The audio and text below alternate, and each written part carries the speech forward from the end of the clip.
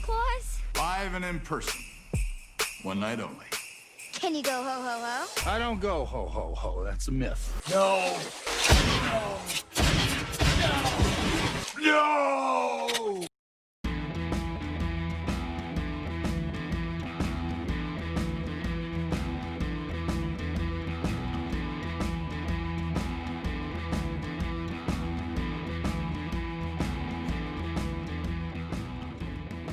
Hello there, everyone, and welcome once again to the Open Yawn, the podcast where we attempt to bore you with our opinion.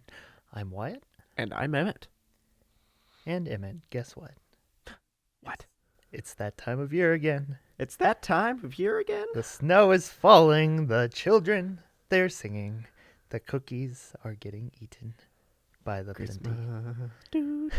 Christmas. The snow's falling down? Uh-huh. Oh boy, I love Christmas. How about you? Yeah. I love me some Christmas. I love me some Christmas movies. Christmas movies. What are some of your favorite Christmas movies? Well, we've got Muppet's Christmas Carol. Oh boy. We've got Shop Around the Corner. Oh yeah. I chose that one over Wonderful Life just because it's more obscure and deserves love. Very much so. It's a Wonderful Life that no one's ever heard of. Mm-hmm. Unless you've watched You've Got Mail. It's You've Got Mail, but better. Uh-huh. Home Alone. Yes, Home Alone. Home Alone, possibly my favorite. Mm-hmm. Yeah. Elf. Elf is definitely... Elf's a good time. Yeah. Easy. But yeah. Then all the Well, we don't watch actually that many of the Rankin Bass ones. Mostly just Rudolph and Santa Claus is coming to town. But... The best of them. Yeah, the ones everyone knows about Uh-huh. already. Charlie Brown. Charlie Brown, yes. Can't get much better than Charlie Brown or the Grinch. Yeah. You know. The real Grinch. The one true there's Grinch. been a couple of imposters trying to say that they're the Grinch, but there's only room in this town of my heart for one Grinch. And did the little town in your heart grow 3 sizes the day you found that Grinch? Uh-huh. But yeah, every Christmas, I'm always looking forward to seeing if there could happen to be any new and enjoyable Christmas movies out there. Mm-hmm. And so, both me and you were like, hey, we should talk about some Christmas movies. That there actually happened to be a sort of flood of new Christmas movie choices out in streaming world that Netflix had like more than a few. Mm-hmm. But yeah, seeing that there was a Christmas Chronicles 2 on the release schedule. We had never seen the first Christmas Chronicles. And I thought, hey, that's as good enough reason as any to check the first one out and to catch up on and then get to the sequel. And then at the same time, there happened to be this new R-rated Mel Gibson as Santa movie, Fatman, and we were like, hey, let's throw that on the pile and let's get jolly and talk us some Christmas movies. Oh. And not just any Christmas movies, but between Christmas Chronicles and Fatman, you have 3 prime examples of, I guess, the current trend of a badass Santas. Uh-huh. So, when do you think this trend would have started? Did it start around the time of Rise of the Guardians, like truly in the mainstream? Probably. I'm not talking like 80s B movies because that ain't my scene. But like or like now you're like starting to see that everywhere. Like there are so many occurrences. like some of the earlier ones that pop into my head are like the Father Christmas cameo in Narnia. Oh, or the OG. Yeah, or that guy's great. That actor. Anything he pops up in, other fantasy fans would recognize him from Game of Thrones, where he's just one of the better characters by default because he's not a scumbag. Or what is that one? Ultimate Christmas Present. Oh, you know what? It's been a long time since I've watched that one. That's on Disney Plus, right? It is, yeah. Now that you brought that up, that might, at this point, yes, I would say, I think that's my personal favorite Santa. Like, I understand that's an odd choice, but that movie is insane. Like, it's pure Disney Channel cheese, I know, but I do need to go back and rewatch that. But I did rewatch clips of that preceding this recording to decide, is he as good as I remember? Yes, he is. That guy is awesome. Yeah, like, and you can't click on his name on Wikipedia, so I don't really know what all he's been in, but that is an amazing choice as Santa. He's just like, he's got that lovable grump personality about him, but he's also very smart and witty. Yeah, and so charming too. And that's all I can remember. I can't remember any specifics. I just know about the movie or the character. Either way, I just know the feeling of like him walking that line of like being obviously like a Christmassy Santa, but then still being kind of a no nonsense. By the time we got to that movie at that point in our childhoods, that definitely felt like a new modern take. Like, whoa, it used to be you could only go the traditional Santa Claus route, especially if it was a family movie. And like he's not quite as big, his beard isn't quite as bushy, but he's just cool. I'm a fan of the cool Santas. What do you think your favorite Santa would be? Oof. Number 2 for me, more than likely, would be Ernest Saves Christmas. Yes, I mustn't forget. Unless he could easily sneak into number 1. Yeah, that I like that one. I'm not sure if I'd be able to give like a definitive this is my favorite, because usually I like the different variations. Usually it's easier to weed out the stinker Santas. Yeah, it's easier to point at someone and be like, yeah, I don't know about you as much than it is to say, oh, you are definitely my favorite. One of the prime stinkers that comes to mind is Polar Express. Oh, yeah, that Santa's just weird. It's not a good Santa. Yeah. Although it fits the weird, dreamy quality of that dreamy / nightmare. it fits the movie. But then sure, it's but then Santa himself is just kind of like, who's this? Who's this guy? His Santa goes well with the trust me elf. And whatever the heck the rock star elf is. Probably not the same elf. This is theoretically. They're at least brothers, right? Are all elves related? We're all related, technically. I don't know. That's weird. Maybe. No, but yeah. I mean, biblically, that's what you'd get to, I suppose. So, anyway, I guess let's jump right into our little journey. First, I didn't answer that elf question correctly. I should have said there are many different kinds of elves. Elves are an ancient species that I forget the darn it. Just trying to remember elf line from Goldie Hawn. I'm sure we'll Goodness. we'll get into that a little more. But. Yeah. They're an ancient species of very magical and wild creatures. Just a lot of her lines or deliveries, I just felt a little face palmy, like, wow. We'll get to that, yeah. All right, so jumping right in to the Christmas Chronicles. Mm-hmm. The firsties one. Netflix original movie. Came out a couple years back. Mm-hmm. It was only on my radar and probably many others only because of the fact that you have Kurt Russell as Santa. Mm-hmm. And when I discovered that and saw the trailer, I'm like, hey, I dig that.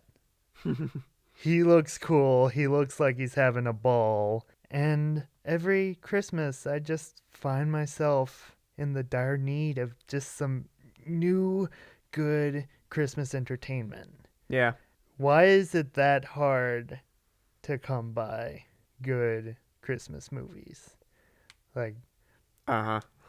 I guess most people are just happy that you got the classics, and so just leave it at that. And it's like, well, you only get classics by making more classics. And I guess it's such a flooded market that a lot of times you just get the kind of Hallmarkian or family movie type these movies, days I felt like you only got Hallmark Christmas movies and nothing else, that you rarely ever get like a quality theatrical one. But yeah, I had never gotten around to the Christmas Chronicles. And I'd never actually seen any trailers. I just was really? going off of your summary that it Kurt Russell looked cool, but then it looked like he just slapped him into a standard kids flick. Uh-huh. And back when it came out, I was under the impression that like it stunk, that it was bad, that he was good, but nothing else about it was. And so I was like, I'll skip it then.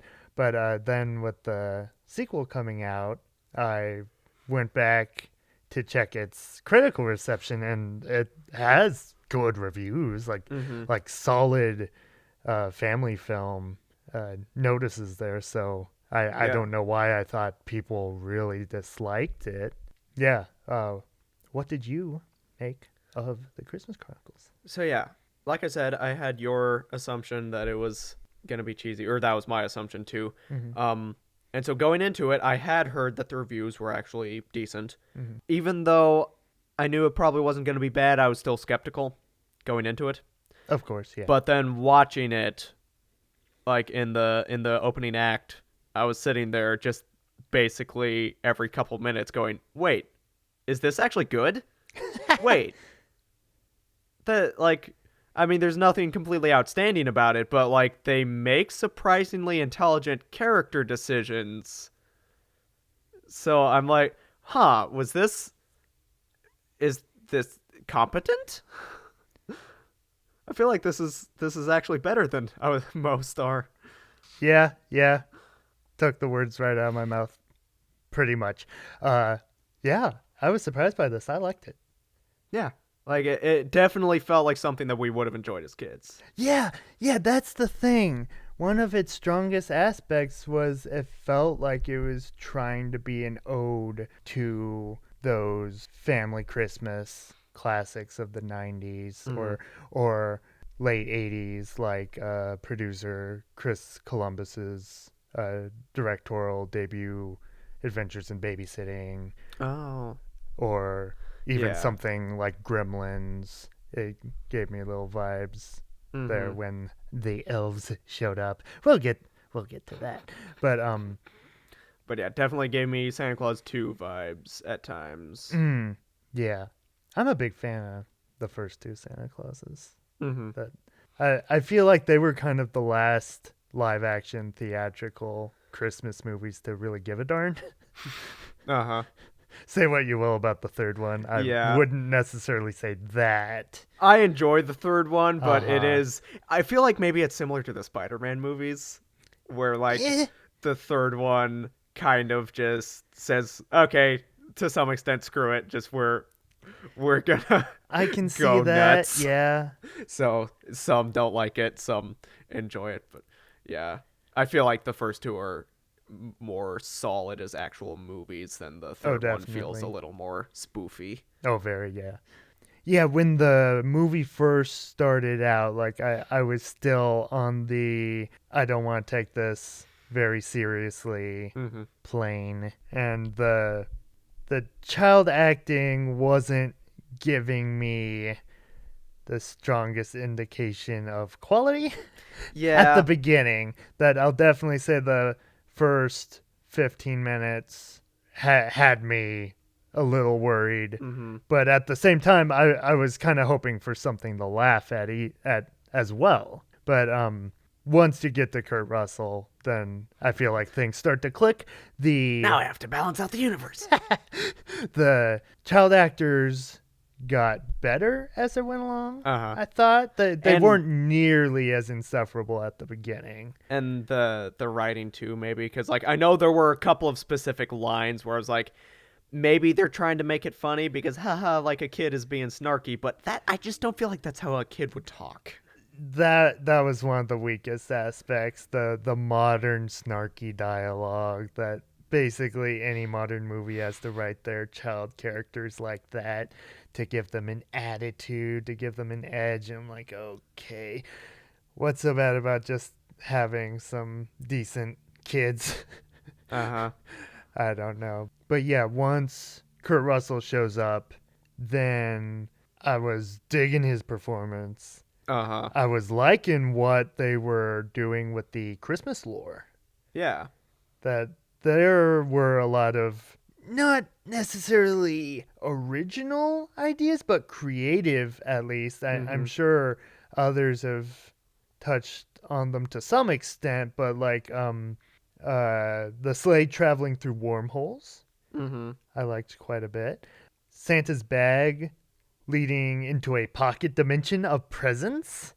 I love that. That's exceptionally clever. And like the imagery, especially when he first did it, him turning into dust, and that's how he goes through chimneys. Yeah, like I'm sure others have done similar ideas before, but it's fun and freshens it up. That's what you want to do with any new Christmas movie. You want to present it in a new fashion. Yeah, a familiar but fresh way. Very. That's how Christmas should be. It's comforting, but it provides some new entertainment. And that's definitely what it did feel like. Familiar but fresh and fun. Watching it with the family, most of them were enjoying it. Dad got a kick out of it. He liked Kurt Russell, I think. But ain't he having fun in this role? Yeah. Though? He looks amazing. Like he's got that look down. I really like the dark gray beard. Yeah, and I assume because it's his real beard. Is it? So I think so. Like that is I a thought it magnificent looked beard. It is. Like I thought it looked realer than a lot do.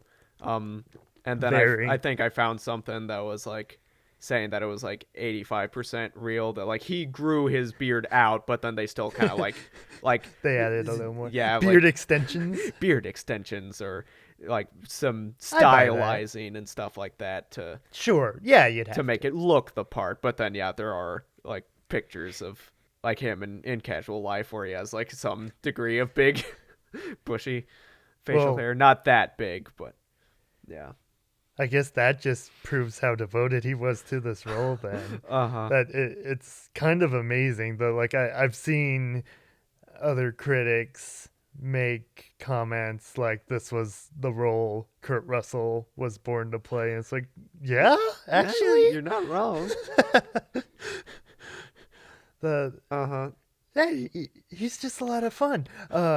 Scenes like when he does the whole prison that rock and roll that had concert. Me up so oh much. yeah, it's just a fun movie, and but at the same time, like I feel like every new scene and set piece feels like it's almost traveling along into several different movies at the same time, but they're all extremely enjoyable little movies too. like almost a Christmas Chronicles collection of shorts. Yeah, you're not wrong. Yeah, speaking of the prison, along with Kurt Russell and his magnificent beard, possibly the standout of the cast, Officer Dave, man. Yeah, like I was not expecting that. Like, I Uh-huh. think that was the official point in the movie where I was like, oh, wait, so I need to start taking this somewhat seriously then? Because that guy's acting his heart out.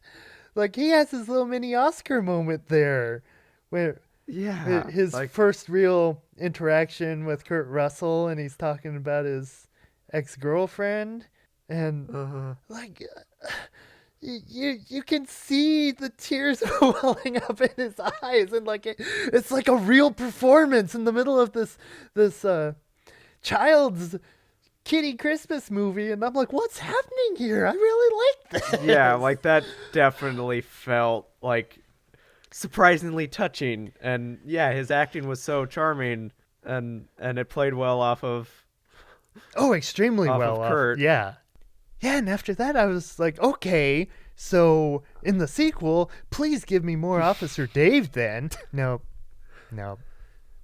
the sequel does its own thing. What?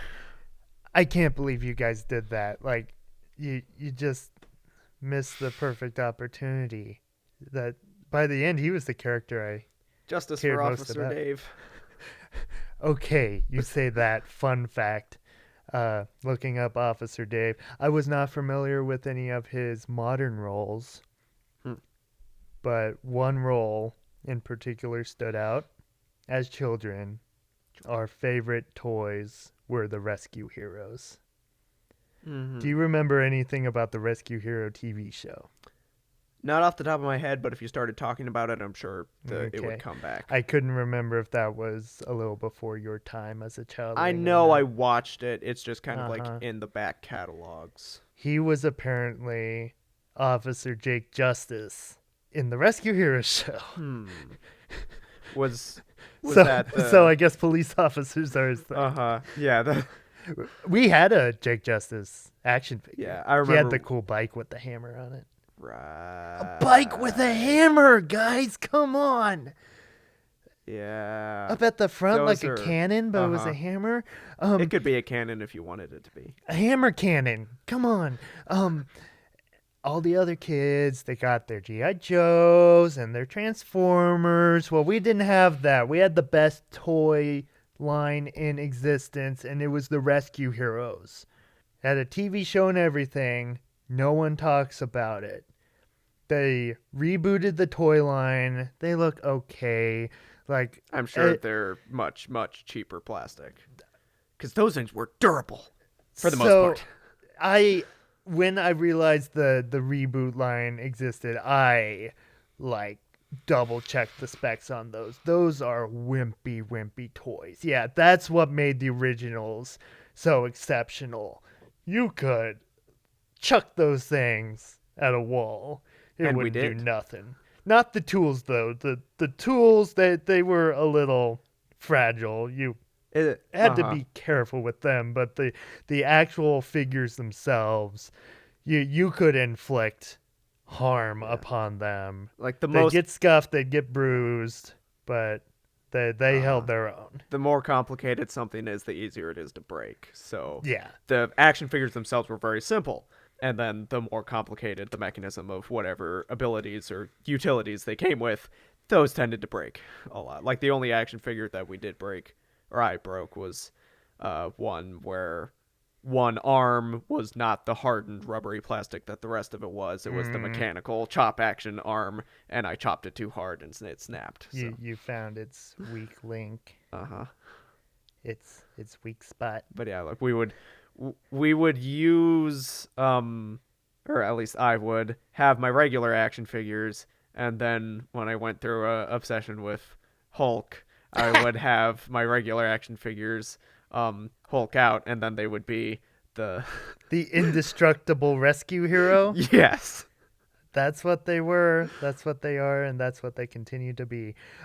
Those originals will outlast the new ones indefinitely. I'm Like convinced. they're the cockroaches of the toy world, that in the apocalypse they will be the last thing standing. As they should be. But yeah, as you get along in the Christmas Chronicles, then eventually we're introduced to the elves. What'd you make of the elves in it? Yeah. I guess technically a more original take than we normally get in Technically. children's media. Like, usually they play it pretty safe. They're the short dwarf type humanoid beings with the ears and the high Sometimes squeaky just voices. played by children. Yeah, more often than not. These ain't that. Oh no. What are these things? They're like minionified gremlins Yeah, just mixed funky with rodent Alvin people. and the Chipmunks. Yeah. Uh-huh. I didn't hate them. Yeah, like they seemed like one of the more harmless CGI fluff. They are one of the prime examples. They do not belong in the same movie as when we were first introduced to Rockin' Russell Santa. Yeah. That, like, their designs don't really belong in live action. But Yeah. the second I realized, oh, okay, they won't actually speak English, I was like, yeah, that's minion-y, but that'll help, like, not be super embarrassing. And I kind of liked the elvish aspect, especially Kurt Russell just yelling elvish in his sleigh, like almost cursing under his breath, and like that helped him come across even more badass to me. Yeah. like he belonged in like a Hobbit movie or something, Yeah. But yeah, or I like know. a high fantasy. Like exactly what you were saying for me. Just when the elves showed up, I was like, "Whoa! Did we switch? Like, can radio stations get crossed? Except it's Netflix movies. Did I switch into something else?" I wouldn't be shocked. But yeah, the idea of this Kurt Russell version of Santa in a more fantasy-centered scenario that isn't just modern-day New York or Chicago or wherever they were, like most modern Christmas movies, that just appeals to me more. That's more the type of Christmas movie I'd like to see. And then we get kind of hints at that in the second one of taking things farther into the fantasy realm and With the lore. Yeah, and sticking closer to the North Pole side of things. And I was excited about that, but that's not quite what we got in the second one. But any other OG Chronicles thoughts before we Let's see. move on to that? I took a lot of notes, but most of them were just like more in the moment little comments on things. Oh, very. Oh yeah, and I was thinking this I put this as notes on the first one, but then the second one like doubled it. That I want a Santa Claus's Thumbing to Town movie. Elaborate. Oh, the Relient K song? Yeah, just first the idea of, okay, everything fell apart, so Santa has to go cross country to deliver all the presents. And then the second one is specifically thinking of the toy shop is on fire, the toys melting off the shelves, and you can hear Mrs. Claus screaming, you should have never trusted those elves. And when we get to the second it's all one. about, yeah, the second one has stuff about the elves going crazy. Yeesh.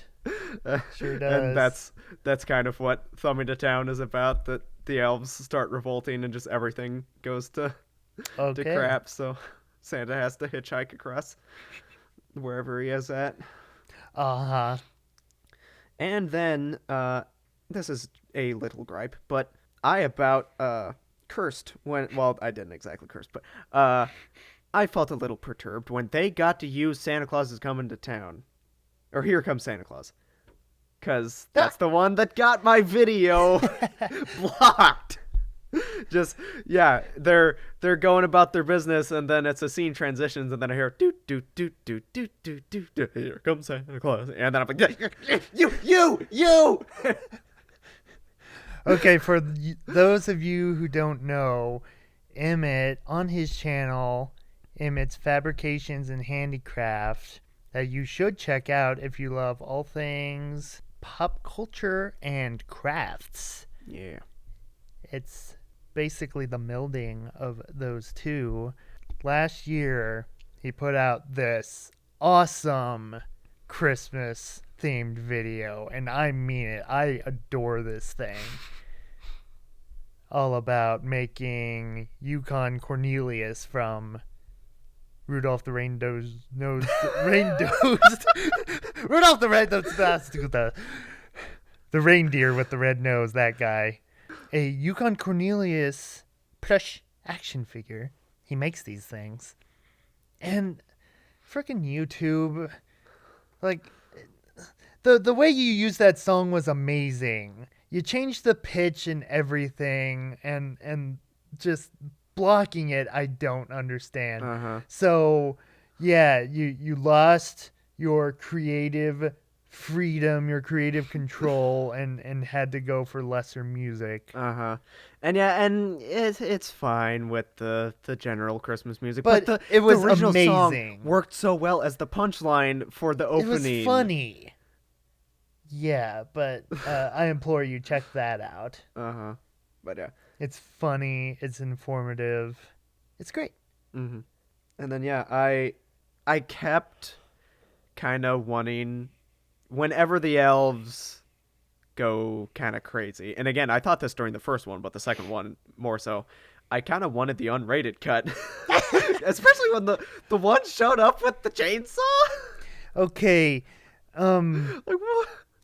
yeah, you say that, and like, I completely agree that we were this close to getting a harder cut. I'm not entirely sure I want it. Yeah, I don't actually want it, but I'm also like, why else would they have these ideas if they didn't have that in the back of their head? Like, why is an elf going after a guy's crotch with a chainsaw? I mean, the scene before when the creepy guys were ganging up on the kid in the park, I was like, okay, this is rated PG for fear. I thought things were looking way worse than that for a while, and then when it's like, okay, they're just gonna kidnap him and take him to their bad guy hideout. Oh, then now they're planning on ditching his body in the alley. Okay, for kids. It's like, what is this movie?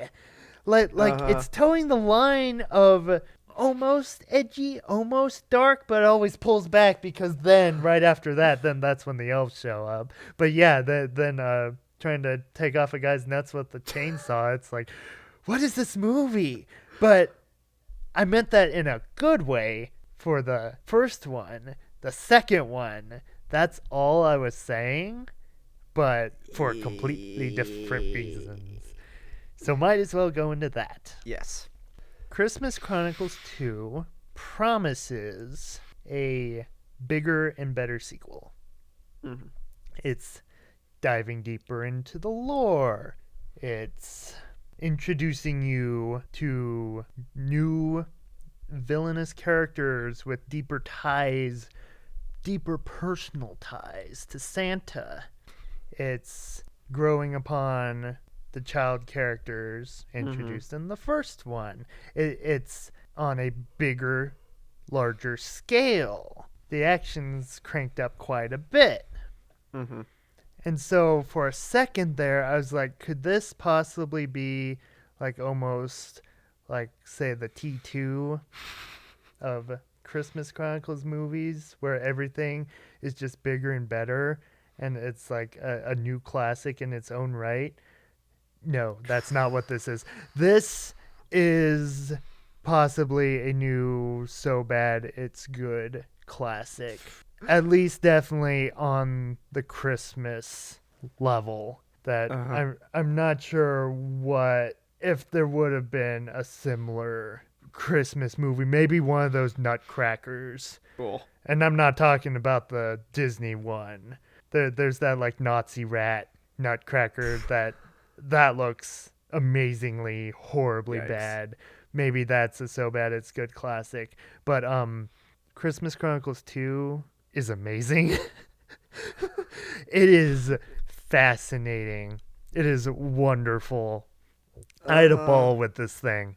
It is horrible, but So it's many- also not. So many weird decisions. So many. I love just about every second of it. Let's start, as the movie did, with Belsnickle. Belsnickle is both my sleep paralysis demon and my spirit animal. Belsnickle is responsible for every good thing and every bad thing that's ever happened in your life. Belsnickle is eternal. Belsnickle is hell incarnate. Belsnickle is all these things. What's I'm trying to remember now my brain kept blanking on not Over the Hedge, Open Season. Like, it's wonderful and terrible at the same time. It's like freedom in a cup.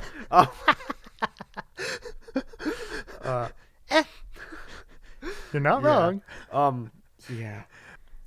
Okay, when we're introduced to this character played by Ricky Baker Ricky Baker. from Hunt for the Wilder People, which is an amazing movie. Mm-hmm.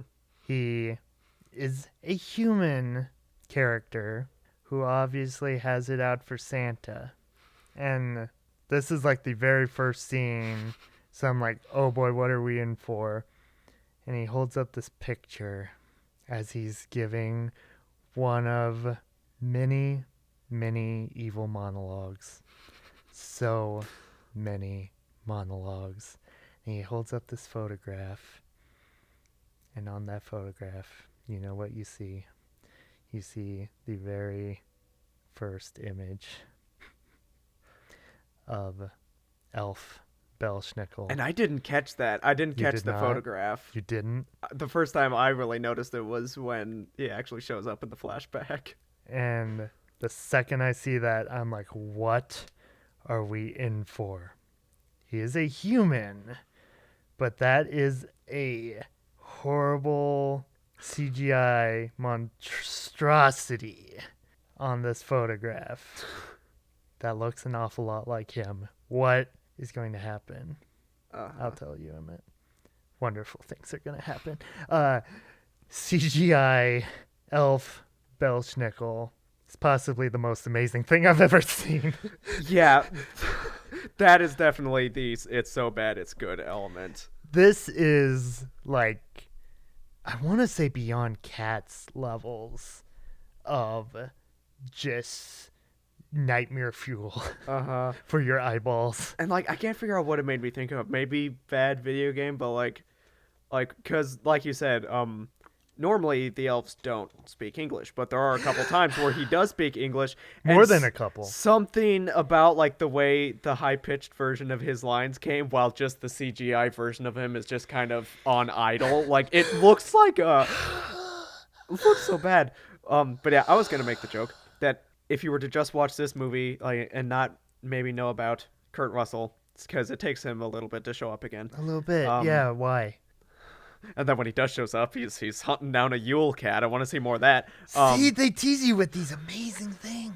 But what popped into my head when it was established that not Ricky Baker has run away because he had some troubled past with his family. I was thinking, wait, have we confirmed that Uncle Hick was Santa this whole time? Wait. Hold the phone. Have we not gotten Sam Neill Santa? I don't think so, but we need one. We need a Sam Neill Santa. Sam Neill Santa.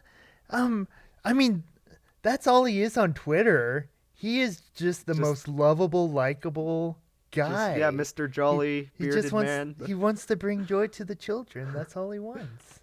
Yeah, that's one of my top votes for future Santa castings. Please make that happen.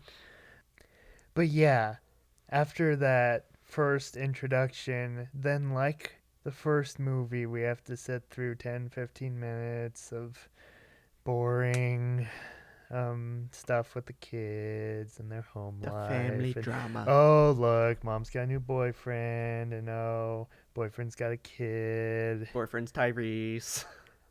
Who sticks out like a sore thumb. He's just there to be on vacation. But yeah, then thanks to not Ricky Baker, then he sets the plot into motion of revenge on Santa and the North Pole and stealing the actual Star of Bethlehem. Yeah. I'm like, wait, so Jesus is real in this movie, you're saying? I guess so. In the same universe as Nightmare Ricky Belsnickle. Like I'm like, oh, that wasn't in the Bible. Or was it? Better double check Revelations, but Yeah. What exactly is the beast supposed to look like again? Oops. No. Now we know. I mean, what else could it? Yeah. Then we just get all these ideas thrown at us, like Yule cats. Yule cats that want to eat the reindeer, so Santa has to hunt them down or keep them out of the North Pole. Right? Okay, hey, high fantasy Santa Claus, please, just. That's all I want, really. And then, okay, I got legit angry at this movie, and that was when Belsnickle sicked Yule Cat on the reindeer. You've played a lot of nasty tricks in your time, Belsnickle. But sending Jola into the stables, he attacked Dasher. That wasn't supposed to happen. Well, it did. She's very badly wounded.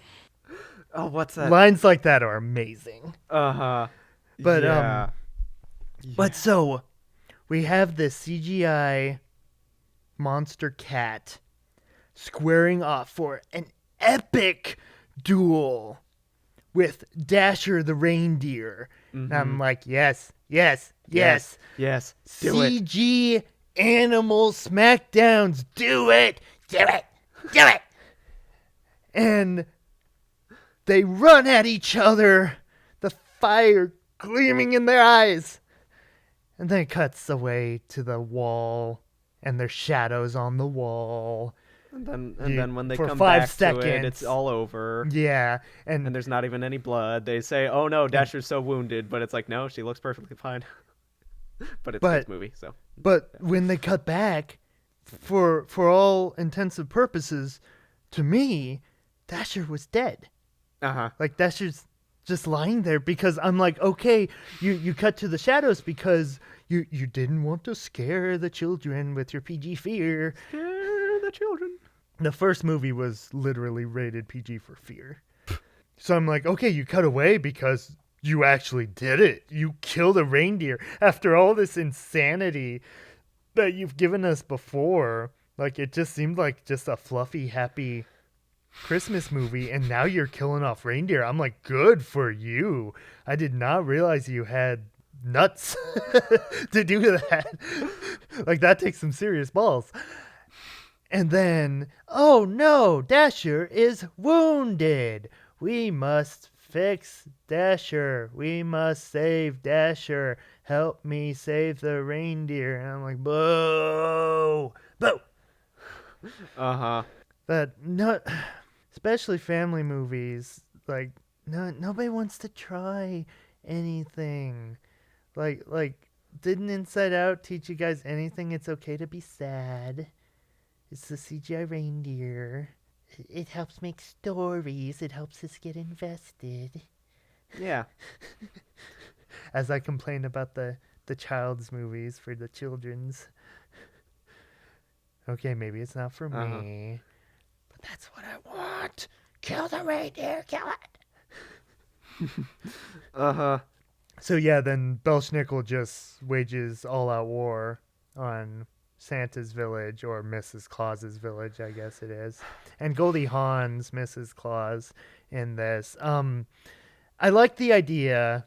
Like, it was nice to get the Goldie Hawn, Kurt Russell reunion. Apparently this was the first time they've been on screen together since Overboard. I'm shocked by that. I'm absolutely shocked. But I don't know. I was really scared of her face. I'm sorry. Yeah, Every time she tried to emote, like, the acting's okay. Like, I didn't really buy her as Mrs. Claus the character. It was always Goldie Hawn with Kurt Russell. I mean, Kurt Russell was Santa, yes. but she wasn't Mrs. Claus. But yeah. Why do they feel the need to have that kind of work done? Like, whenever she smiled, it looked like this.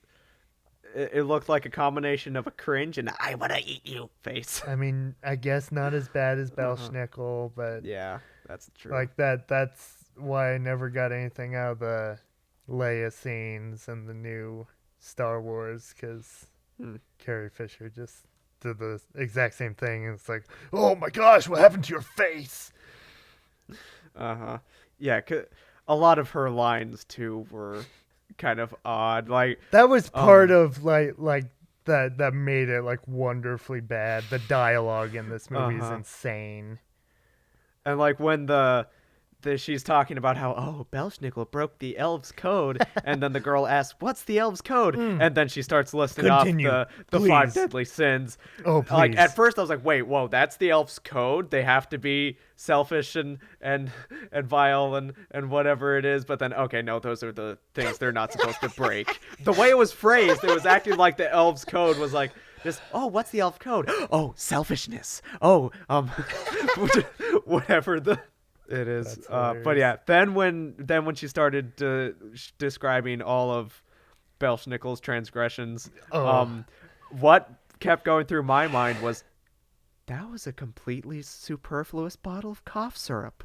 I went to the store, and there was I forget the whole spiel, but just like, I didn't even have a cough. Nice looking cashier in the pharmacy. Yeah, I didn't even have a cough. Because like these aren't real, like whoopee cushion, or I guess he tripped someone. That's mean, I guess. Right? Not like cause for banishment. It's like cause for, hey, you get time out. Where do they not have manners classes? I guess. No, I don't know.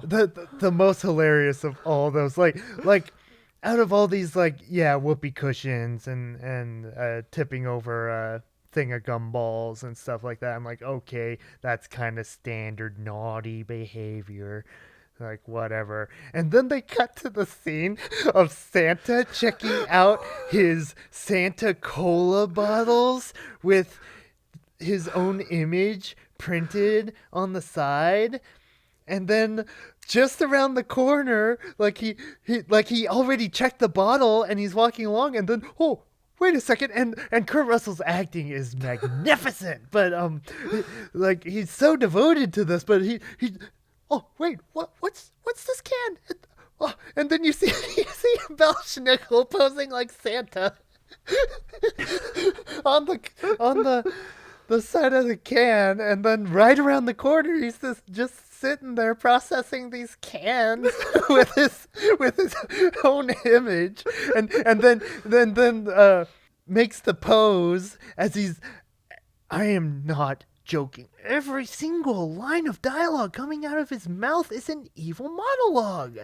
But the thing is, like, it's not funny. The dialogue is absolutely atrocious, but it is a step away from just being parody, like being self-aware parody. Yeah, and they never took that step. What really bugged me is that there is a point where the Jack boy breaks the fourth wall. He looks directly at the camera when Mrs. Claus says something crazy. It's like, what? And then looks directly at the camera. Okay, is he the only one, or did not Ricky Baker do it. He near the never beginning, too. actually. I thought he looked did at it once, but in the I beginning. kept wanting him to. I kept wanting him to just Like go that- full blown, like just laughing at the camera and stuff. That's what he needed to do. Like I don't blame him, but his acting's not great in this.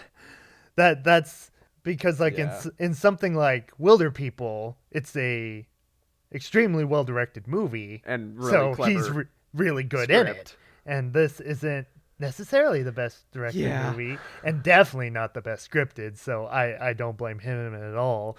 But yeah. All they had to do was tell him to ham it up just a little more, and like start the monologue, and then slowly by the end be staring directly at the camera or something like that. Or Take like that the- extra step, like the scene and then it would have when- been beautiful. The scene when like Santa says something about like oh we'll be able to beat Belsnickle because like we have something that he won't expect, or like he can't travel as fast as we can, and then it pans down to Belsnickle just sitting on the rail of the sleigh, just like that's what you think, old man, and See, then evil monologuing. just jumping off like that. That was the closest this got to being like, okay, that is beautiful. Like that is just completely spoofing yourself. Yeah, this movie is absolutely wonderful. I love it. I definitely want to watch it again because I laughed my keister off. But yeah, and then we have completely random things like for no reason whatsoever when he's trying to elude Santa in the middle there. He just happens to have created a time warp device that, oh, see you, old man. Evil monologue, maniacal laugh. But he needed the laugh. He needed a maniacal laugh, like an evil elf laugh or something. But then all of a sudden, he just transported them to the 90s. And here's another point of frustration for me, that they're stuck at an airport in the year 1990. And I started to think, how beautiful would it be if this somehow took place in the same universe as Home Alone, which came out in 1990. And then I realized this was actually directed by Chris Columbus, that he could have done it. But thankfully, the 90 sequence leads to another wonderful musical number. And because it did have a Home Alone spoof. Remind me, please.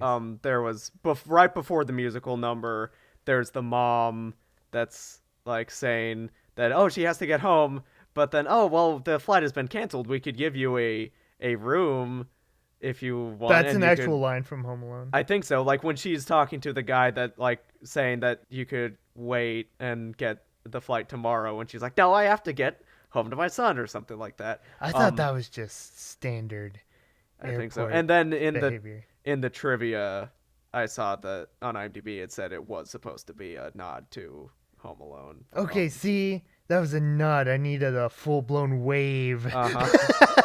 And then that scene, like the first scene in the first one with the musical number, I thought it felt natural, surprisingly. But then the second one, I was like, wait, so is Santa mind controlling people now? Oh, he's Jim Carrey's The Mask. That's what he is.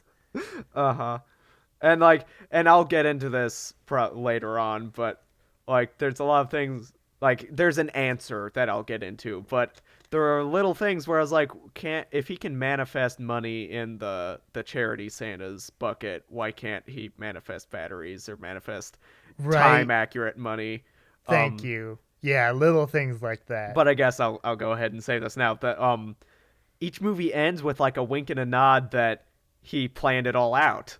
Right. So then I was like, that kept making me scratch my head. Like, how much did he plan out? Like, so much of it is all about everything going wrong and the danger and the characters being in grave danger. And I'm always like, that seems really weird to then turn right around and, oh, you made it all work out, Santa. And I'm like, whoa. But he's like surprised and shocked to find the little children's frozen corpses at the beginning.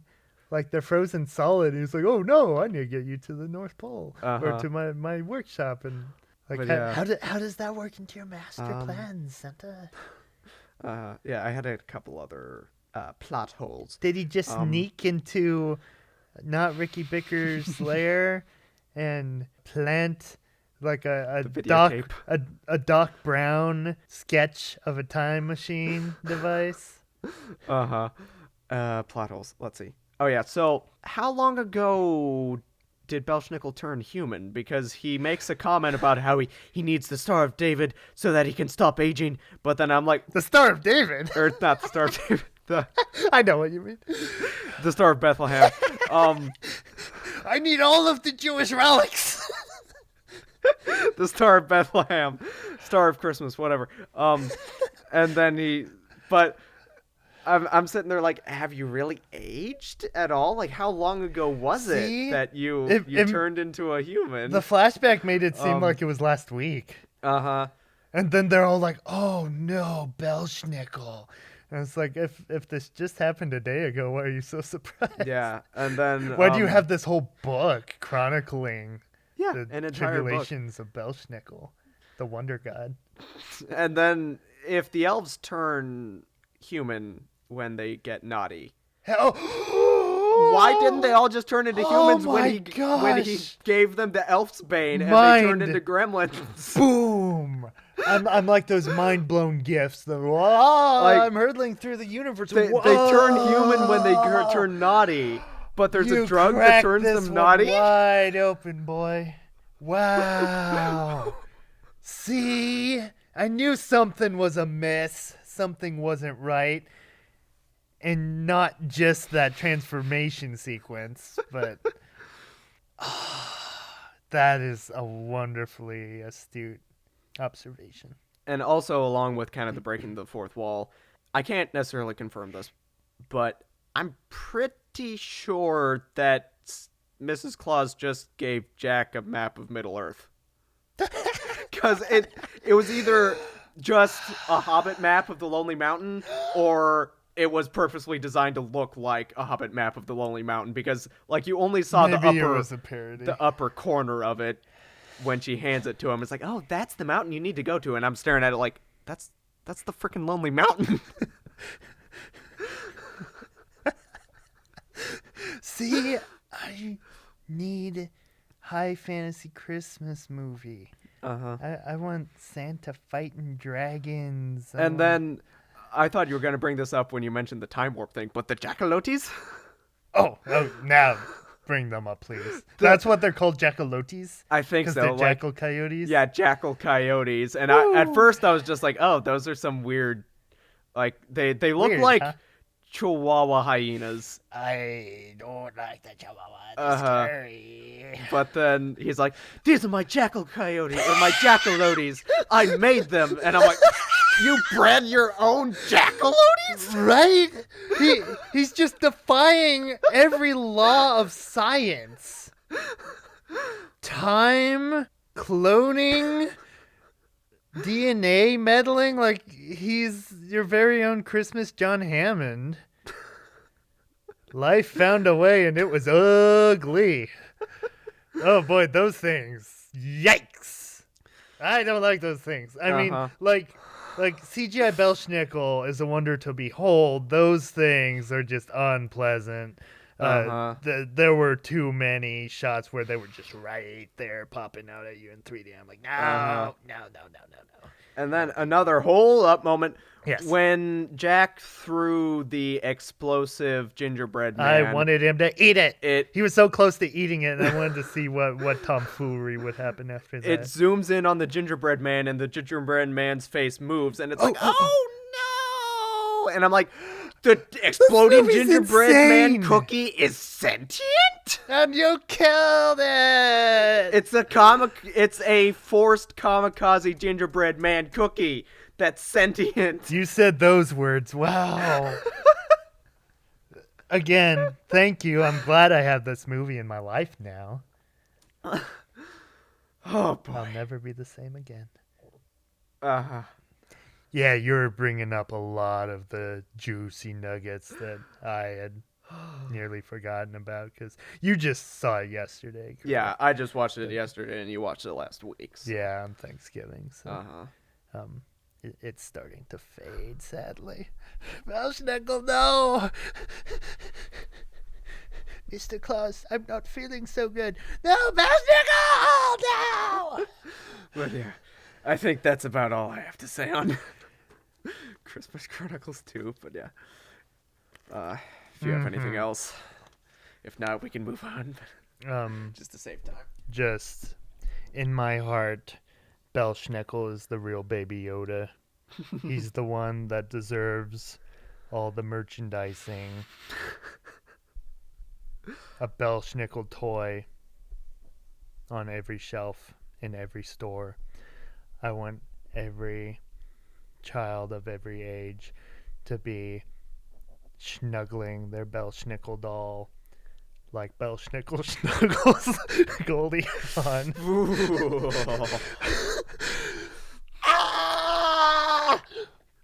Talk about cursed images. Wow, yeah. Oh, thank you, movie. Yeah, I'll never be the same again. Now that Belsnickle's here, and he's here to stay. Belsnickle 2024.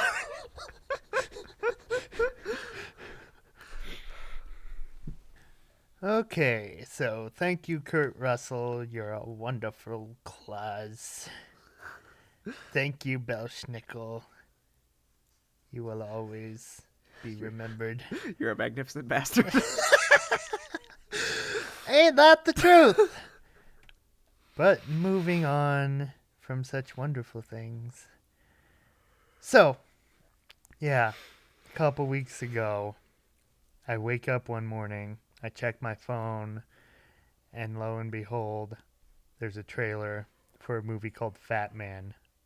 And I feel like I know I had seen thumbnails for it, but I just missed it.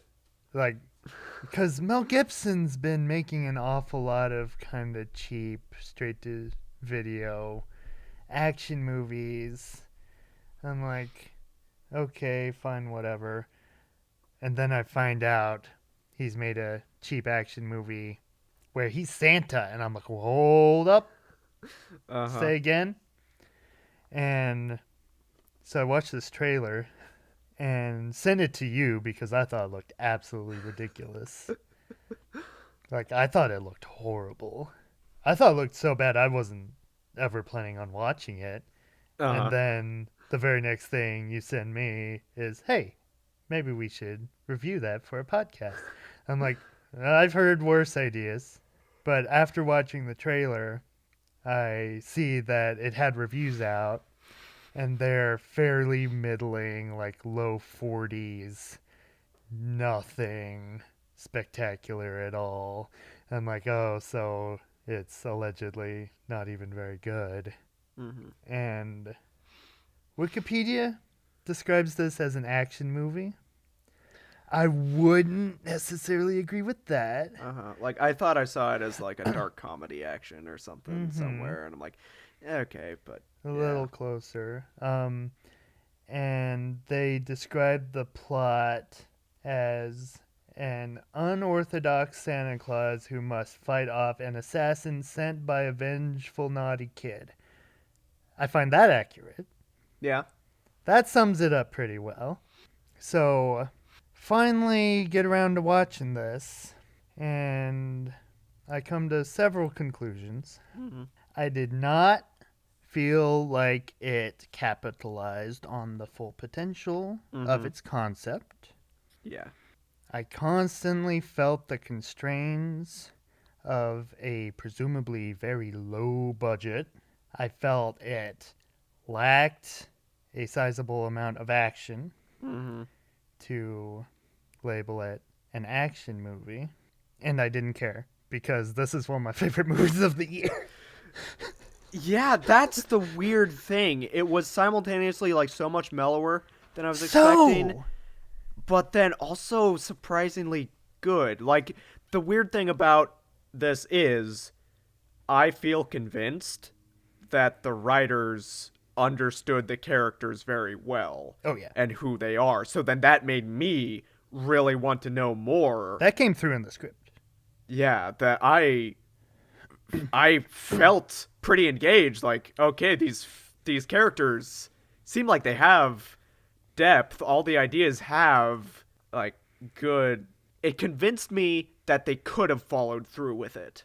Like, it wasn't like, oh, I wish they had followed through more. It was like, they convinced me that, no, like, these ideas are good enough. They're not just throwing random stuff at the board. Like, I'm sure that they have a lot of things figured out. So that made me, honestly, I feel like this should have been a miniseries.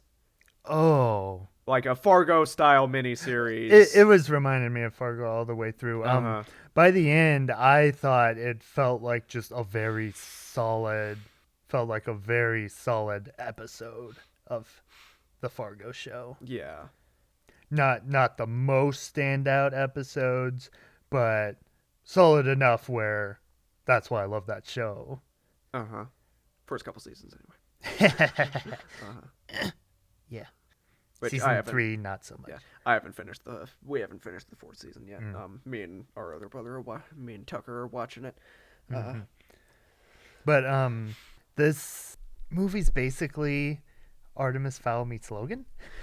Yeah, like which is no bad thing. Yeah, like even from the trailer, I was like, so someone saw Logan and was like, let's do that with Santa. And then watching it, the kid was like, okay, this is actually closer to Artemis Fowl than Artemis Fowl was. This is the better Artemis Fowl movie of the year by a country mile. Which is funny because, like, Artemis Fowl has its own lore about Santa. Does it? Remind me. It's been so long. I know they make a quick comment about, like, the only human they've ever worked with before Artemis was Santa, because he uses their technology to freeze time every Christmas. There you go. See, that's smart. Yeah, the Artemis Fowl has such a fun story of a criminal mastermind child trying to kidnap elves, and then just flip that to a criminal mastermind child hell-bent on revenge for Santa. And watching the trailers, I was like, oh, I'm gonna hate this kid. This is gonna be one of the most annoying kid villains ever. Watching the movie, I was like, okay, like, he's obviously kind of the scum of the earth brat, but he pulls it off. Again, like, the writing is just good enough where I'm like, I can see what they're doing. I can follow his character. I feel like I understand this kid. That's the thing. Every aspect of this movie is just good enough. Yeah. Nothing about it felt flat for me. Yeah. Like, it runs at 100 minutes even, and I was never bored. If anything, I was just begging for more.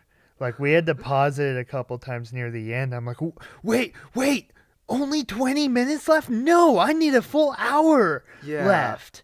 Like, like if it was a TV show, then you could get, like, a full entire 40 minutes episode of Walton Goggins waging his war on Santa's workshop. Okay, so here's the thing. Yeah, like, I very much enjoy the story beats of this, that, like, as it's presenting you this new version of Santa, at the same time it's showing you this rich, spoiled kid who basically has a personal paid assassin that he always has him do his dirty work. And they set the stage early on before the kid sends him on the Santa mission. But then Walton Goggins, the assassin, also is obsessed with Santa because this movie exists in a world that knows Santa's real?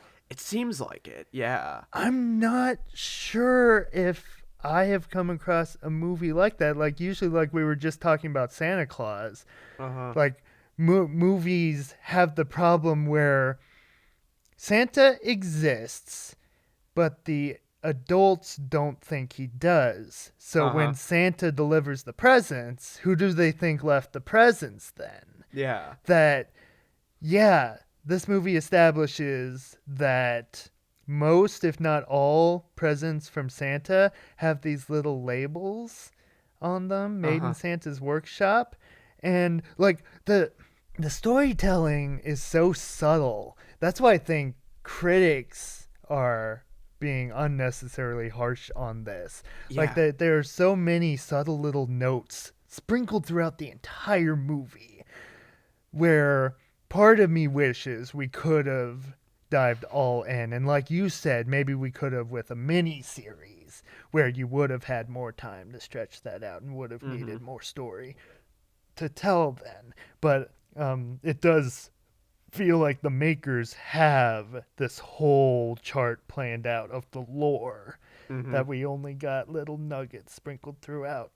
Because it does a good job of, like, show, don't tell for the most part, where, like, all of the things where, like, I want to know more, they don't tell you more because it only shows you what's important for this story. For the most part. But then at the same time, I also want them to also double down on the showing as well. Like when we get to grizzled Kris Kringle, who is a low-key excellent Mel Gibson. Yeah. He's playing this role half as like a broad SNL character. Oh, I'm written as gruff Santa Claus. I'm badass Santa Claus, so that's how I'm gonna play it. But then he brings it in a couple scenes. Yeah. When we're first introduced to the elves and he's talking to them there, like, I thought he was absolutely excellent. That you could see the emotion in his eyes, and he brings that again in a later scene. And I'm like, wow, that I was not expecting that level of acting in the Fatman. It's called the Fatman, and they remind you that it's called the Fatman. And I love that they just repeated Fatman 20 times throughout the movie. Like almost every choice I loved a lot. But near the beginning, like when we're first introduced to Mel Fatman, and he's like target practicing, and it's like, okay, why does Santa need to know how to shoot? And then when they cut to after Christmas night, and he comes into the house and he's got this bloody wound, and like part of me is like, okay, like, again, I didn't mind it. I didn't hate it. After I realized that's what they were doing, that this was kind of a budgetarily restrained movie. They didn't have the money to do a lot. That at first I was like, oh, he got wounded on Christmas night flying a sleigh. I wish we could see some sleigh flying action. If this is a grounded, realistic take on Santa, what does the sleigh look like then? Yeah. But then they obviously couldn't pull that off, so they didn't try. And I'm like, okay, you know what? That's refreshing. If you couldn't do it properly and it would have just been hokey CGI, there's no CGI to be found in this movie. And I'm like, that's okay. I don't need you to muck it all up in the process of trying to deliver what you can't. Yeah. That it knows what it wants to do. Very. It does what it can very well, surprisingly. Yeah, that's what I got. That's why I don't understand why people aren't into this movie. Like, it's surprisingly simple. But I found it to be refreshing. I feel like it has the potential to be a cult classic type thing. I think where it will the be. more it goes and gains ground, the more people are like, you know what, Fatman, you're You're pretty all good. right. I've got my eye on you, Fatman. Man, did Mel Gibson sound like John Goodman in this? Yeah. Which I just thought that watching the trailer and as it went on, then it started to feel like, no, it's just the way the Fat Man be. And I thought it was funny how, like, it almost felt like maybe they didn't know what rating they were going for until they were saving Walton Goggins scenes for the last filming. So then when they got to that point, they were like, oh, we got the all clear that's going to be R. Walton, just slip some F words randomly into the script. I get that, and I didn't mind it a whole lot. He could pull it off. Yeah. Okay, so now let's get to Walton Goggins. I want to say this is the biggest movie role he's ever gotten. Usually he's pretty big in TV. Yeah, like he was in Ant-Man and the Wasp, but only Not for a a big little role. bit. Yeah. So like that's probably the biggest movie role that he's gotten, but not the biggest movie role that he's gotten. Yeah, like he's been in bigger movies. Yeah. But this is easily the most he's gotten to do because like Screen time-wise and stuff. 2018 it was like Ant-Man and the Wasp wasted, Tomb Raider wasted, Maze Runner exceptionally wasted. And then here he's the main villain. I would even pose that he's the main character. Yeah, That really. he has to have more screen time than Mel Gibson. Uh-huh. Yeah, it definitely follows him for the most part. He's got the stronger character motivations. He's got a little bit more of an arc. Uh-huh. Mm-hmm. But yeah, I'm so glad they finally gave the guy something to do because he's great in this. Uh-huh. He gets to do what he does best and basically bring his Justified role over to a big screen movie now, so to speak. But minus the Southern flair. All of his stuff, like I don't know what was up with the hamster, but I liked it. Yeah. And like again, it's fairly straightforward. Like him, the lengths he goes to track down Santa is nothing new or surprising, but it gets the job done. Yeah, like it felt a little easy, but it was sort of like you were saying with the sleigh. Like they know what they can do with what they have. Uh-huh. So they just go ahead and do that, and it feels surprisingly natural. Uh-huh. Same thing goes with the elves.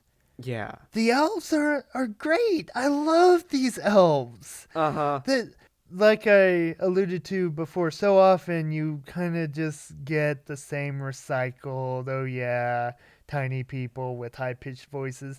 That's what these are in theory, but I feel like it's the best version of them. like I was saying, like you get even if we don't get to know them very well, somehow it comes across that the writers know who these elves are. There can't be more than 5 minutes of elves in the whole movie, sadly. Especially by the end, I wanted way more elves. That's why, like in a miniseries, I thought you could have gotten an episode focused on Santa. You could have gotten an episode, or like they'd be scattered across, but like an episode focused on the elves for the most part, and just seeing their end of the operation, having to deal with all these government goons coming in. And that was another thing. From the trailer, I was kind of rolling my eyes like, oh, Santa has to work for the government? That seems weird. But then in the movie, I'm like, actually, this is an interesting dynamic, and like the world building of, okay, this is a world where people know about Santa. He's just in kind of like a witness relocation sort of situation where he's hidden, but still active. This is such a fascinating movie. I feel like if you wanted to, someone could just really dig in and kind of uncover this hidden lore. Like, wait, what does this mean? Like all these little lines, like the government characters are basically there so Walton Goggins has people to kill at the end. Yeah. Because don't you lay a finger on those elves, man. I am so glad. More than a few times they hinted at elf carnage. I'm like, you can't. No, don't kill the elves. And oh man, that was a smart choice. If there was just bloody elf massacre, I would have lost it. They just constantly kept making the right decisions to make me happy. But then second, the government characters are there for you to get the added layers of the background. Yeah, these elves in this version like of the Santa. unknowing characters that have to have some things explained. Yeah, that as we are like, wait, if this is the real world, what are these elves about? And like, how exactly does this all work? And it doesn't get complete finished answers, but it just opens that door and you get a little glimpse and you're like, oh, and then the door closes again and you're moving on, but you're glad you saw just enough to keep you satisfied. Yeah. It's the perfect size for my curiosity. But yeah, I really felt for the Fatman. Mm-hmm. And I feel like this would probably be one of the best, like, Mr. and Mrs. Claus situations too. Yeah. What I was trying to think before of standout Mrs. Clauses of the past. I couldn't really come up with anything. Maybe that's why it stood out, because usually she's kind of a forgettable character you can't do anything with. I want to say this was my favorite Mrs. Claus. Yeah, because it's like, okay, most of Santa's screen time was his relationship with Mrs. Claus, almost and them all of it, yeah. just in their farmhouse talking about life. So that was really interesting. A surprisingly low-key and personal take on it. Yeah, and just felt just kind of heartwarming. That again, I thought this was gonna be a raunchy, gratuitous.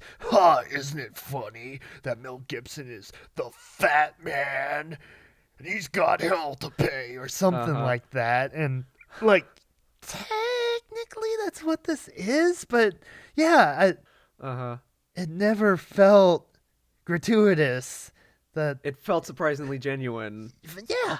And, like, people make jokes like, "Oh, look, they're like a old married couple." Like, that's what I was like with this. It was like, yeah, these really do feel like they felt like real people. Oh yeah, a real couple that just have been through life. So now they're like, yeah, this is happening. Okay, we'll get through it, honey. And just it's interesting to watch. It is. It's surprisingly likable. I really hope this turns out to be a cult classic, like, say, the first John Wick, that will spawn a franchise.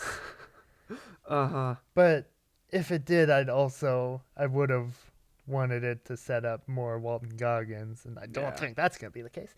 But, yeah, so comparing this to Logan, surprisingly a lot. Mel Gibson is Logan in this movie. That, like, he starts out the movie just kind of out of touch with the world and just a hard drinker and just like it hits kind of those familiar beats. There's just not enough Christmas spirit in the world anymore. What's he gonna do? But yeah, then you're just following his journey to feeling like a better person and that there's still hope. And that apparently, he has self-healing powers, and I'm like, I like it. Yeah, like that's again like the a gritty, very realistic take of Santa. Creative choices for the Santa Claus lore of why he lived so long that he's essentially Wolverine. That's great. and like the subtle touches of how it first hints at that, because it's almost a twist at the end, but. There's one line when, he comes back injured from his Christmas adventure, and, like, it shows him with a bloody wound, but then when he's talking to Mrs. Claus about it, they're kind of just shrugging off, and he has a line about, it'll heal like it usually does. See, all of these little lines, that every single one, I'm like, oh, what do they mean by that? Oh, and then you kind of fully understand by the end. And not only Logan, but sort of Bruce Willis in Untouchable. Sorry, Hans, wrong guess. Thought we were just starting to be friends for real, and friends listen to each other. They don't shoot each other. That I really like the idea that he just knows who everybody is. That he'll just sit down to a guy and it's like, I know you. I know exactly what you're going to do. Don't do it, man. Don't do it. And that be the better you. That related to one of my Badass Santa pitches that I was going to go into. I guess I can do that now since I'm on the topic. But yeah, and another comment about that I felt like the scene in the bar with him talking to people, that was like surprisingly excellently done like a transition between what we kept seeing in Christmas Chronicles where he just knows everybody and it's like light and fluffy that, oh, I know you. And then, I did like that stuff too. And then the adult version of that is, yeah, he's convincing a guy to go home so he doesn't have an affair. So it's like, that's surprisingly well done for the adult version of Santa Claus. The more I think about it, I think I love this movie. Yeah, the more it sinks in, the more I'm like, yeah, that was good. But it's not a new classic, but I will say it's a new Christmas classic. For me. I can see myself if I want something a little edgier around Christmas time, I'll definitely come back to this. But yeah, okay. One of your dark and gritty Christmas pitches. Yeah. So for the longest time, I've always dreamt of a full-fledged fantasy version of. And why wouldn't you? Santa Claus. Why wouldn't you? Come on. That's been one of my biggest gripes. That like I don't feel like people are taking full advantage of what you could do with this. Mm-hmm. That it's like superheroes. How many superhero movies have we seen? How many Christmas movies have we seen? Yet they keep coming up with newer, fresher ideas. Yeah. Like Batman and the Joker. How many versions and stories of that have we gotten? But they're usually still able to come up with something fresh. So, yeah, basically combining Narnia, Rise of the Guardians, and the Rankin Bass mythos. I'd always wanted an epic fantasy that's just chronicling the whole life of Santa. Either, like, I think in my brain I was thinking of it kind of as multiple movies because I had so many different variations and ideas for it. I thought of it as a whole series, but I'll boil it down to just the basics. It starts out with a sort of Santa Claus is coming to town type situation where he's younger, getting his footing. There's some kind of fantasy town in trouble and stuff like that. And then kind of verging into him rising up as sort of almost a King Arthur type character, and then kind of delving more into him as like an aging, struggling kind of Fatman type Santa. But with kind of the overarching plot of, I think I was going to have Jack Frost be the villain and essentially be Anakin to Santa's Obi-Wan. You were the chosen one. You were supposed to destroy the Sith, not leave it frosty. But yeah. And then thinking of Santa as Obi-Wan, and this is more of like a proof of concept, not an actual casting, but thinking of Ewan McGregor specifically as the Santa Claus is Coming to Town version, where he's younger and red-bearded. Okay. And then that led me down a path. This all came to me while I was working, so you'll have to go out on a little bit of limb with me. But let's, for a moment, load into our brain Dr. Sleep. Please.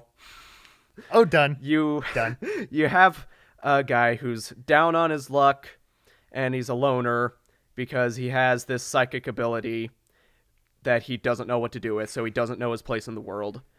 But then he finds his place in a community, and in Dr. Sleep, he works at a nursing home because he can use his psychic ability to help old folks that are passing, hence Dr. Sleep. But then there's such a wonderful story. Then there's an evil, a magical evil out there that's consuming children. So a girl contacts him, needing his help. So that gives him enthusiasm and a mission. So he goes out to try and defeat the evil. Take what I just said, replace the nursing home with a toy factory, and you have Santa Claus. Basically. Emmett, might I pose a gender swapped Jack Frost, Rebecca Ferguson? Oh, except that might be pretty close to she was Morgana in Kid Would Be King, but still, who cares? Like more Rebecca Ferguson. That would work surprisingly well. And I feel like Jack Frost is one that it could be a little tough to keep that character fresh. Since he's been done a few times. That's what you do. That would take it in a new direction. Yeah. Although, I think one of my wackier ideas to connect it to the Rankin Bass mythos was that going full Anakin, basically, and thinking that he had his equivalent of Padme, who then at some point had twins that turned out to be the Misers.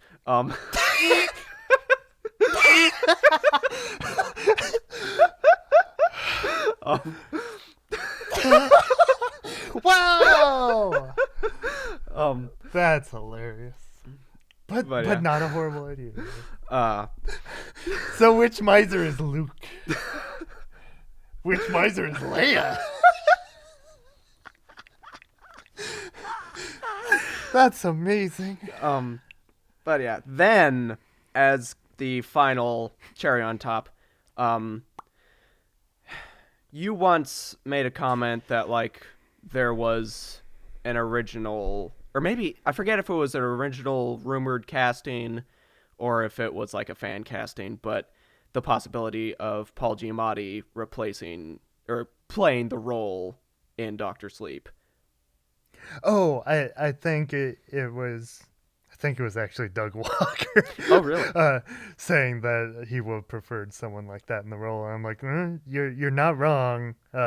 More Giamatti always makes anything better. But Paul Giamatti as Santa Claus. Should we watch Fred Claus someday? Oh, is he? He's apparently a very good Santa Claus. Really? Okay. I've heard passable things from that. I don't know the first thing about that. From the sound of it, it sounded kind of like a Christmas Chronicles-esque thing, like a PG family Christmas thing with an edge, where there are two brothers. One became Santa Claus and one became Vince Vaughn. And so Vince Vaughn's just a loser who's overshadowed by his perfect Santa Claus brother. Uh-huh. And that sounds like a fun idea. Yeah. But then, like, specifically thinking of, like, Paul Giamatti. Like, basically thinking of combining, like, Santa Claus is coming to town and Lady in the Water. Like, having him just be the down on his luck guy that then he is opens the best up, thing about Lady in the Water. Yeah, then just is opened up to a magical world where he gets to be some kind of hero. Like you could do newer, better things with that concept. Okay, so summing up Fatman. Like, maybe halfway into it, when I finally kind of figured out what this movie was all about. I believe those who don't fully understand what this is don't realize.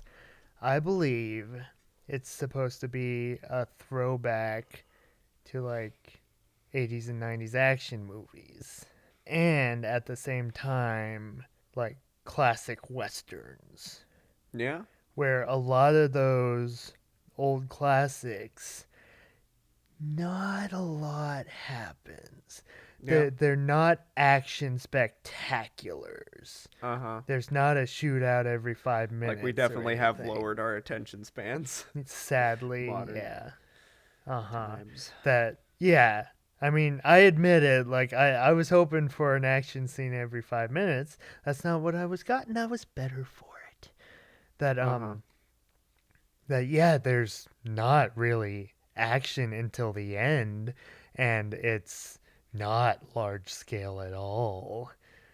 It's very low key and low scale. But it made me think of something more old fashioned, where that wasn't how it was back then. Like, sure, you had like your commandos and stuff like that were like all out action movies, but like that was more the exception. And I felt like again, like they knew what type of movie they could do, so the smaller scale of the action almost made it feel more personal. Definitely. Like, when it came down to it, like, it was just about him going after Santa, so like with a lot of the story just being about him talking to Mrs. Claus, so you get kind of the personal look into his life. Like then when the action hits, it feels more isolated to the characters. So I thought that was interesting. Mm-hmm. Like it wasn't what I was expecting, but I came away from it feeling like it was good. Yeah. And like, along with still being a good movie, it also gave me vibes, like especially any scene with the military contractors when they'd just be in this fairly bare and open like warehouse set, and the military guys would just be standing there talking, "Mr. Kringle, we have a proposition for you." Stuff like that. You know what it was really reminded me of? The Case, the home movie in Super 8. It was reminded me of like serious B-movie vibes, but I didn't want to make fun of it. Like it felt sincere, like those kids making that home movie. Yeah. But with a higher budget than that. Uh-huh. That I found that very fascinating, that it worked and didn't come across as unbearably cheap and hokey. Like a little bit like Overlord, how that obviously it really made me think of minus like, the production value of that. Yeah.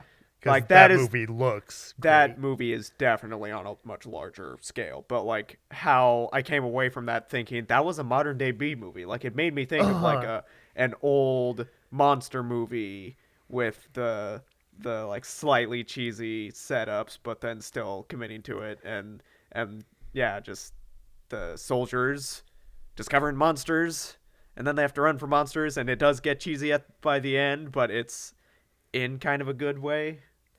Yeah.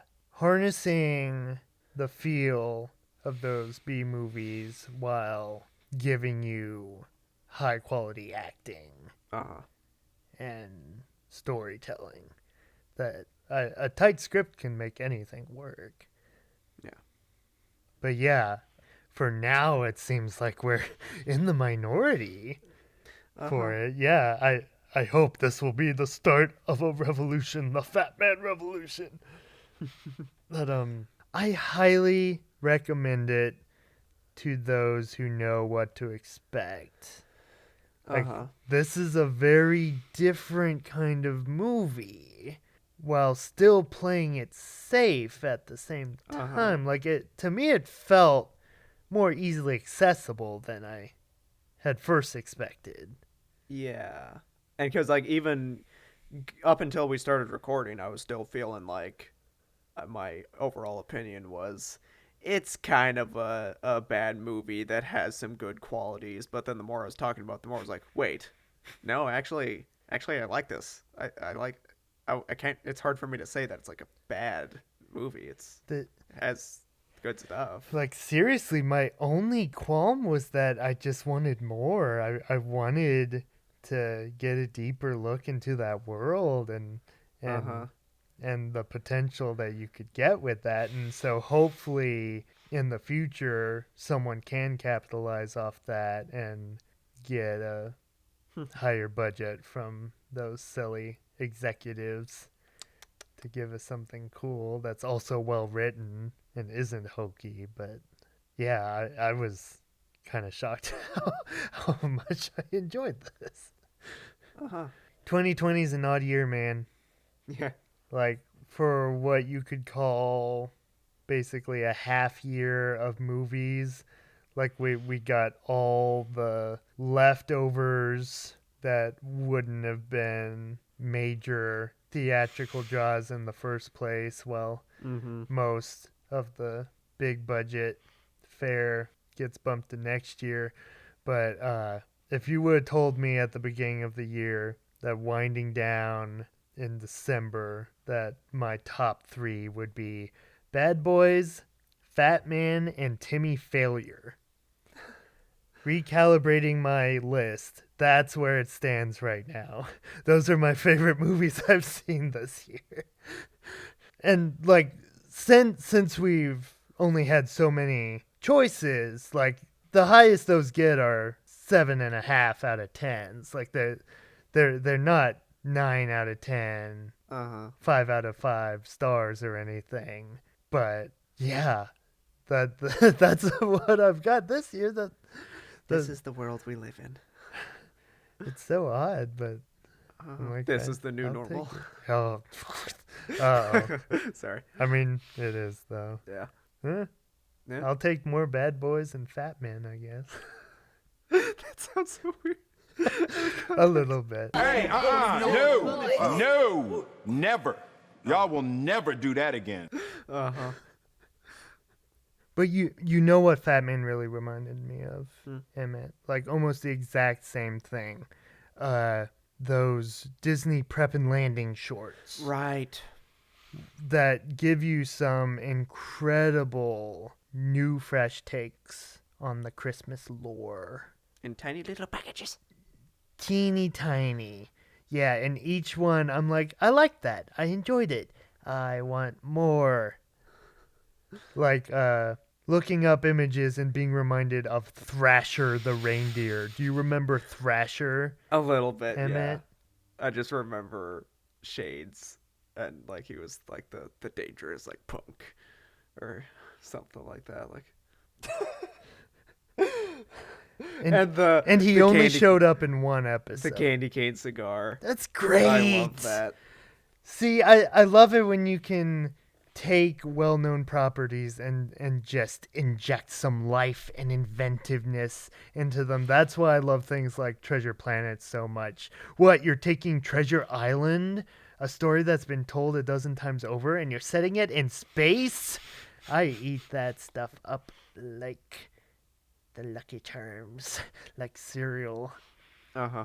You know who I want to see as a badass Santa, Emmett? Imagine Sam Elliott. Oh.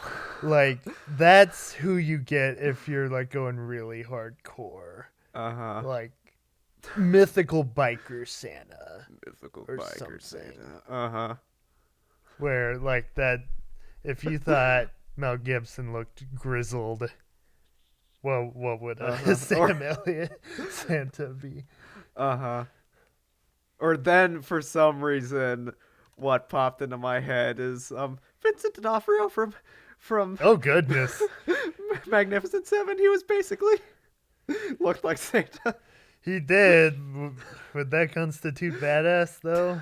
I don't know. I mean, he was a cool character, but it was hard to... Yeah, it was a little weird when he was the big bear man with the squeaky voice. A little weird, yeah. Oh, yeah. Well, we already said, or we mentioned John Goodman, but him as Santa would be pretty cool. He has been Santa in, like, has been TV, Okay. I think, and maybe some cartoons. Like, nothing major, but, like, I think he's popped up several times in different things, which means he can do it again. Mm-hmm. And then also what popped in my head was Herschel from Walking Dead. Oh, goodness, yeah. Uh-huh. Or Dale. Crazy Eye Santa? I could see, like, thinking of, Please. like, a no-nonsense Santa that just can't believe the naughty kids and just having him just be like, what is wrong with you kids these days? I love that, yeah. Did Parks and Recreation never get Nick Offerman in a Santa suit? Did they not? Ron Swanson begrudgingly having to play Santa, was that a missed opportunity? To me, that just writes itself. Yeah, I'm not bringing any specifics to mind. Because, but of course, surely... he wouldn't want to, and then that seems like exactly the thing Leslie would want. Uh-huh. That astounds me. Yeah. I know they've had Christmas episodes. Huh. I don't know. Hopefully I missed it. Yeah, surely they wouldn't waste that opportunity. But yeah. But a Nick Offerman Santa would be fun. Yes. That would certainly lead to some entertaining encounters. Uh-huh. I feel like there were a couple, like, just charming old men Santas that wouldn't necessarily be butt kickers that would be fun, but they're not coming to me at the moment. Liev Schreiber Santa. Oh, He could be a genuine badass. I can see that. Cause like he got the short stick in the X-Men series. Oh, That he just showed up in that one movie that people don't care too fondly of. I still feel like if you're gonna reboot Wolverine, in which this would have worked preferably like when Fox was still like willing to go edgier with it. Now if they're just gonna put him in the MCU, I'm not sure about that, but going back, starting at the beginning and having a complete movie that's a period piece about Wolverine, whether you go through that whole intro and have it be about him fighting through a bunch of wars, or just have it be like a Revenant survival where it's like one of the first times it's like set in the whatever that was, like Civil War era, where it's like one of the first times that he's using his powers, so like he's just now discovering how much he can survive out in the woods. Like that would be interesting for a new Wolverine movie. That's the one scene everyone genuinely loves from Wolverine, so yep, I don't know. Yeah, we'll see where it goes, if movies even happen. That's the major question right now. I guess that'll wrap up our run up to the Christmas season. That's about all we have for the badassery of Santa Claus in modern day media. We need more of it, please. The Like, more the merrier. To anyone who doubts that Santa can be badass, I'm trying to figure out a way of reworking the quote about like, well, joke's on you, Dad, because Santa can kick ass. That works. That works. But yeah. Okay. So, Emmett, I guess it would be prime time to let you know my plans for the next Right. podcast. You alluded. I did. I'm curious. In 2 weeks, it commemorates a very special anniversary. A 1-year anniversary of when a certain movie came out into theaters last year in December. Do you know what this movie could be? December 2019. My brain's blanking. Da da da da da da da da da da da da da da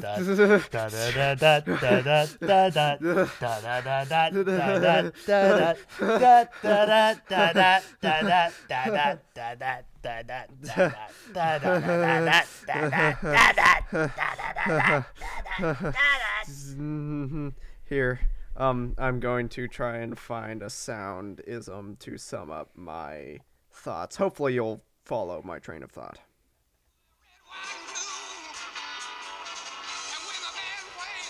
Nom flashbacks. Good night, everybody. Stop my Jones in white spats.